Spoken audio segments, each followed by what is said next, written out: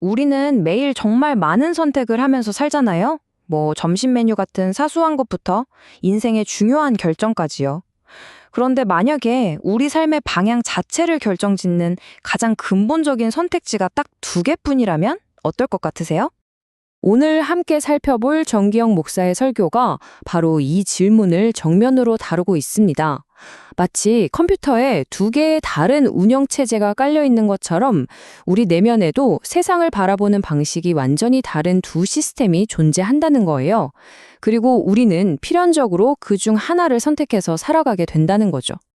자, 그럼 그 이야기의 시작점으로 한번 가볼까요? 이 설교의 가장 핵심에는요, 상징적인 두 그루의 나무가 서 있습니다. 바로 선악을 알게 하는 나무와 생명나무. 설교에 따르면 우리가 하는 모든 선택은 결국 이 두 나무 중 하나의 뿌리를 두고 있다는 겁니다. 보시는 것처럼 이 두 나무는 우리를 완전히 다른 운명으로 이끌어요. 선악을 알게 하는 나무는 세상의 지혜와 판단을 따르게 해서 결국 영적인 사망에 이르게 하고요. 반면에 생명나무는 하나님의 지혜와 진리를 통해 진짜 생명으로 우리를 인도한다는 거죠. 이건 그냥 다른 길이 아니라 완전히 다른 두 세계관의 충돌이라고 볼 수 있겠네요. 자, 그럼 먼저 그 첫 번째 길부터 자세히 들여다볼까요? 설교에서 지식의 덫이라고 표현하는 이 길은 과연 어떤 모습일까요? 그 시작은 바로 선악을 아는 지식에서부터 출발합니다. 설교에서는 이런 마음의 상태를 아주 강력한 이미지로 표현하는데요. 바로 견고한 진입니다. 한자어라서 좀 어렵게 들릴 수 있는데 말 그대로 견고한 요새라는 뜻이에요. 우리 마음속에 딱 버티고 서서 어떤 영적인 변화도 막아서는 그런 내면의 요새인 거죠. 그럼 이 요새는 도대체 뭘로 지어진 걸까요? 설교에 따르면요, 그 재료는 바로 세상의 여러 이론들, 인간적인 논리, 그리고 하나님보다 내 생각이 더 높다는 교만, 이런 것들이라고 해요. 이런 벽돌들이 차곡차곡 쌓여서 결국 우리를 선과 악을 끊임없이 판단하는 굴레 안에 가둬버린다는 겁니다. 여기서 정말 중요한 포인트가 나옵니다.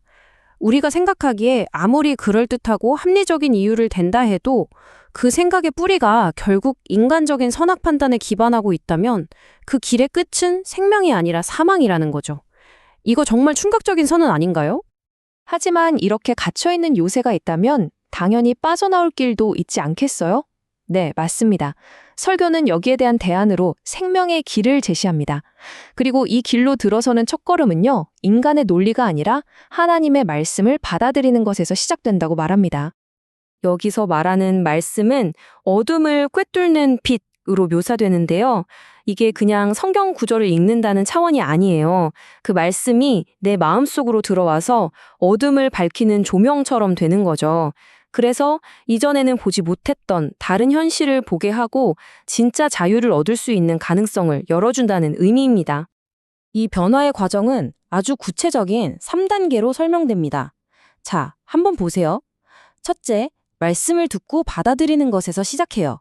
둘째, 그 말씀이 내 안에서 빛이 돼서 나의 어두운 부분을 드러내 보여주는 거죠. 그리고 마지막으로 바로 그 빛이 성령의 인도를 받아서 우리를 진짜 변화로 이끌어 간다는 겁니다. 하나의 프로세스처럼 명확하게 제시하고 있죠?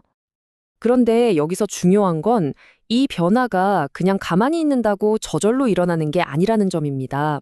아주 적극적이고 어쩌면 고통스러울 수 있는 개인의 선택이 반드시 필요하다고 강조해요.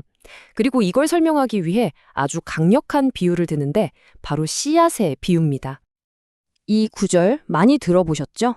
한 알의 밀이 땅에 떨어져 죽지 아니하면 한 알 그대로 있고 죽으면 많은 열매를 맺느니라. 여기서 우리는 변화의 아주 중요한 역설을 마주하게 됩니다. 그러니까 새로운 생명을 얻으려면 반드시 무언가가 먼저 죽어야 한다는 거죠. 이 씨앗의 비유를 보면요, 껍질과 내면의 생명으로 나눌 수 있어요. 껍질은 뭘까요? 바로 우리의 육신적인 생각, 세상적인 습관들, 한마디로 옛자를 말하는 겁니다. 그리고 그 안에는 신성한 본성, 즉 새로운 자아라는 생명이 담겨 있죠. 이 생명이 싹을 틔우려면 어떻게 해야 할까요? 네, 바로 그 단단한 껍질을 깨트려야만 하는 겁니다. 스스로 말이죠. 설교는 이 점을 아주 단호하게 이야기합니다. 이 껍질을 깨는 고통, 이 깨어짐의 책임은 그 누구도 대신 져줄 수 없다고요. 이것이 당신이 져야 할 십자가입니다. 이건 온전히 각자 개인이 감당해야 할 몫이고 홀로 싸워내야 할 영적인 전투라는 거죠. 자, 그런데 이 두 갈래길의 선택에 대한 이야기는 여기서 끝나지 않습니다. 설교는 마지막에 가서 어쩌면 가장 무섭고 신박한 경고를 던지는데요. 바로 돌아올 수 없는 지점, 즉 포인트 오브 노 리턴이 존재한다는 겁니다. 이게 무슨 뜻이냐면요. 정말 충격적이에요. 생명의 길이 뭔지 온전히 경험하고 맛본 사람이 나중에 의식적으로 아니, 난 이 길을 버리겠어 라고 외면해버리면 그 사람에게는 회개를 위한 두 번째 기회가 없다는 겁니다. 말 그대로 돌아올 수 없는 강을 건너버리는 셈이죠. 물론 이 돌이킬 수 없는 상태라는 게 아무에게나 적용되는 건 아니에요. 히브리서 6장을 인용해서 아주 구체적인 조건들을 제시하는데요.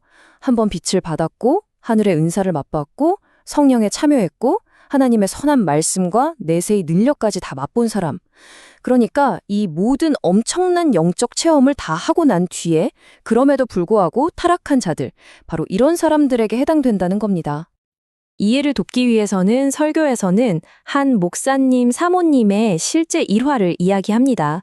이분이 생명의 길을 정말 깊이 받아들이고 경험했는데 어느 날 의식적으로 그 길을 떠나기로 선택했다는 거예요. 그리고 그 결정은 최종적이고 다시는 돌이킬 수 없는 것이었다고 묘사합니다. 이 이야기로 이 선택의 무게를 다시 한번 강조하는 거죠. 자, 이 모든 이야기를 듣고 나니 결국 하나의 아주 근본적인 질문이 남는 것 같습니다.